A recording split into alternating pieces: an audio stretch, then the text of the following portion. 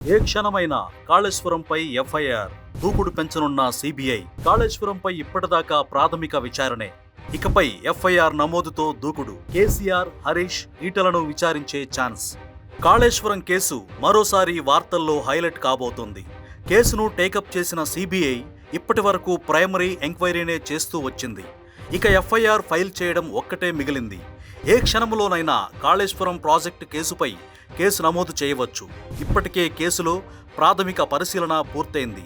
PC Ghosh ఇచ్చిన 600 పేజీల రిపోర్టును, vigilance and enforcement department submit చేసిన రిపోర్టును, ఎన్డీఎస్ఏ నివేదికను సిబిఐ అధికారులు క్షుణ్ణంగా పరిశీలించారు.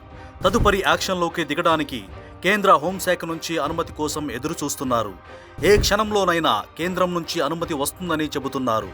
ఆల్రెడీ అనుమతి వచ్చేసిందని పొలిటికల్ సర్కిల్లో చర్చ జరుగుతోంది. పీసీ ఘోష్ నివేదిక ఆధారంగా చర్యలు తీసుకోవద్దంటూ, సిబిఐ విచారణ జరపొద్దంటూ మాజీ సీఎం కేసీఆర్, హరీష్ రావు హైకోర్టుకు వెళ్లారు. అటు retired IAS Joshi, IAS Smita Sabharwal కూడా కోర్టుకెళ్లారు. అయితే ఈ పిటిషన్లపై లోతైన దర్యాప్తు అవసరమని అభిప్రాయపడింది న్యాయస్థానం. సెలవుల తర్వాత కేసుపై విచారణ చేపడతామని చెప్పింది. సో దీనిపై హైకోర్టు ఏం చెబుతుందన్నది కూడా ఉత్కంఠగానే మిగిలింది. అయితే సిబిఐ విచారణ పీసీ ఘోష్ రిపోర్టు ఆధారంగా కాదు కాబట్టి కేసీఆర్, హరీష్ రావుకు ఎదురు దెబ్బ తగిలే అవకాశం పుష్కలంగా ఉంది. సిబిఐ విచారణ వద్దు అని పిటిషన్ వేసినంత మాత్రాన కోర్టు అంగీకరించదు. ముందుగా ఎంక్వైరీ జరగనివ్వండి, నిజాలు తేల్చండి అనే అంటుంది కోర్టు కూడా. పైగా సిబిఐ ఆల్రెడీ ఎంక్వైరీ మొదలుపెట్టింది. తొలి ఎఫ్ఐఆర్ నమోదు చేయడానికి కూడా రెడీ అవుతోంది.